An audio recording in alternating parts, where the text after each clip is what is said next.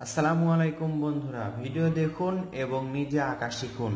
এই ভিডিওতে দেখাবো কিভাবে সহজ কৌশলে সুন্দর একটি গাছ আঁকতে হয় এবং রং করতে হয়।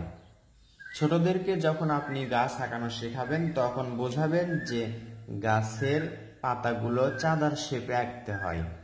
কিভাবে দেখুন, এটা আমরা একটা চাঁদা রাখলাম, এই তো দেখুন একটা শেপ দিলাম। এই শেপ দেওয়ার প্রয়োজন নেই, আমি শুধু দেখাচ্ছি কিভাবে গাছের শেপ আঁকতে হয়। এই তো দেখুন চাঁদার শেপ। এরপর এখান থেকে এই তো এইভাবে ঘোরাতে হবে, তাহলে আমাদের চাঁদার শেপে গাছ আঁকতে হচ্ছে। এই তো প্রথমে চাঁদার শেপ দিয়ে শেখালে এই তো এইভাবে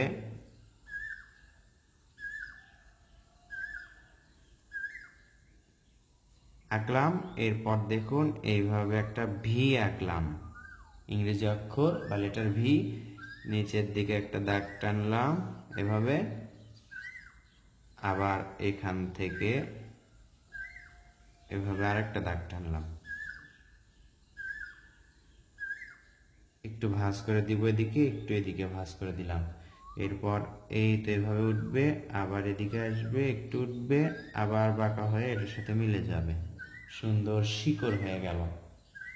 গাছে রং করতে হয় কিভাবে সেটা দেখবেন আপনারা। এখন একটু খেয়াল করবেন, উপর দিকে কিন্তু কচি পাতা থাকে আর উপর দিকে কিন্তু গাছে লাইট পড়ে, এজন্য হালকা সবুজ হালকা সবুজ রং আমরা উপর দিকে করব। কথা না বাড়িয়ে রংটা করি।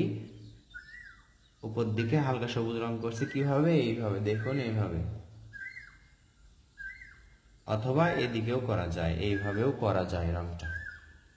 আমরা উপর দিকে হালকা সবুজ ঘাসের রং বা টিয়া রং যেটাকে বলা হয় সেটা করছি।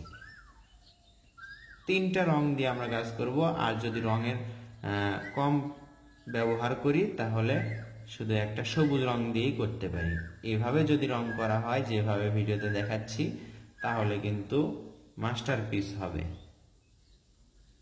উপর দিকে হালকা সবুজ রং করলাম।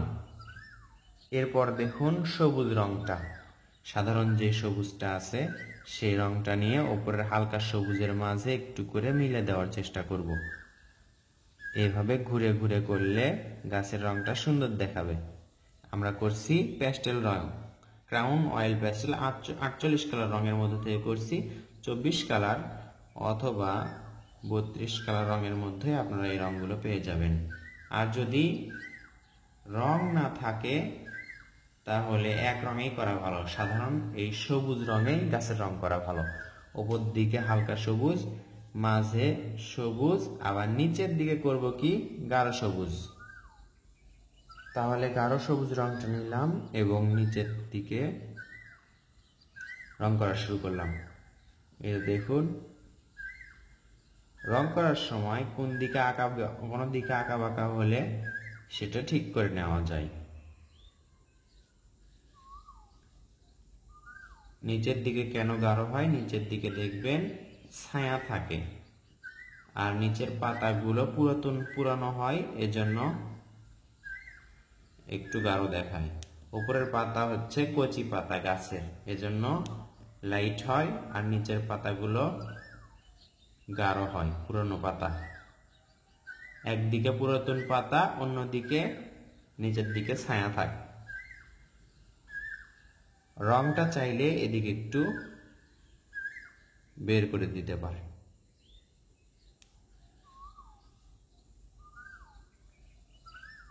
এরপর দেখুন গাছের ডালে রং করার জন্য আমরা বাদামি রংটা নিলাম।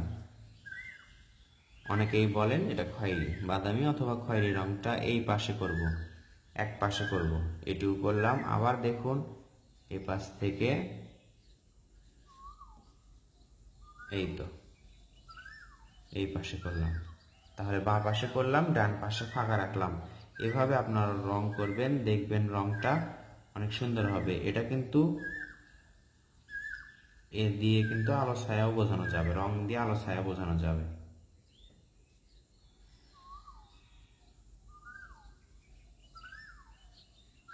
এখানে নিচের টুকু শুধু এইভাবে করে রাখবেন, এই তো। এরপর আমরা হালকা বাদামি রংটা নিব। হালকা বাদামি রংটা নিয়ে দেখুন গাঢ় বাদামি রঙের সাথে এভাবে করে মিশে দিব। দেখুন কেমন লাগছে, এক পাশে গাঢ় আর এক পাশে হালকা। গাছও দেখবেন কিন্তু আলো ছায়ার কারণে এক পাশে গাঢ় আর এক পাশে হালকা দেখায়। এই রংটা আপনি অন্য রঙেও করতে পারেন, গাঢ় এবং হালকা রঙের সাথে মিলে দিয়ে প্রথমে হালকা রং করতে পারেন এবং সাথে গাঢ় রং করতে পারেন, অথবা প্রথমে গাঢ় রং দিয়ে এই ভিডিওর মতো যেভাবে দেখালাম এভাবে আপনারা করতে পারবেন।